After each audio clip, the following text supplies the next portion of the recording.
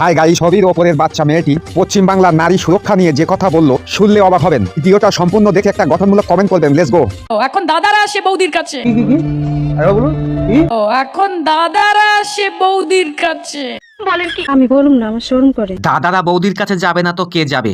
চারিদিকে যেভাবে হন্নি কুত্তারা ঘুরে বেড়াচ্ছে, তা বৌদিরা যখন তখন রেপ হয়ে যেতে পারে। মনে হয় দাদারা বৌদির পাশে না থাকলে ভালো। সঠিক বলেছে। লক্ষ্মীর ভান্ডারে টাকাটা ঢুকেছে, 100 টাকা দেবে, একটু পেট্রোল ভরতাম বাইকে। রাখ তোর লক্ষ্মীর ভান্ডার, তোর কথা শুনি আমার কাঁদতে ইচ্ছা করতিস। দাদারা পেট্রোল কেনার জন্য নেয় না, বাংলা মদ কেনার জন্য। ছেলে মেয়েদের চাকরি দেবার মুরত নেই, লক্ষ্মীর ভান্ডার দিচ্ছে। সেখানে বাংলা মদের দোকান খুলে দিয়ে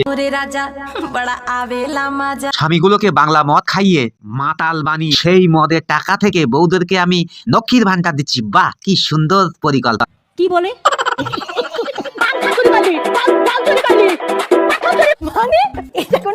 কে এনেছে পরিবর্তনটা? কে এনে? কালের পরিবর্তন।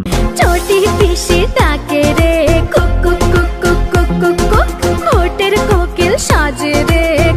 কি পরিবর্তন এনেছিস আমি বেশি কিছু বলবো না। এই ছোট বোনটা কি বলছে ভালো করে শোন। সমাজ নষ্ট হচ্ছে, এই ছোট বোনটা বুঝলো, তোরা বুঝলি না রে ভাই। দাদারা আজ চাকরি হারা হয়ে গেছে। চাকরি হারা হয়ে আজ দাদাদের হাত ফাঁকা। দিদি ভালো করেই বুঝিয়ে দিলেন যে কিভাবে 1000 টাকা দিয়ে 50,000 টাকা মানুষের কাছ থেকে কেড়ে নেওয়া যায়। দাদাদেরকে কর্মসংস্থান না দিয়ে চাকরি কেড়ে নিয়ে ভিখারি বানানোর পরিবর্তনটা কে এনেছে?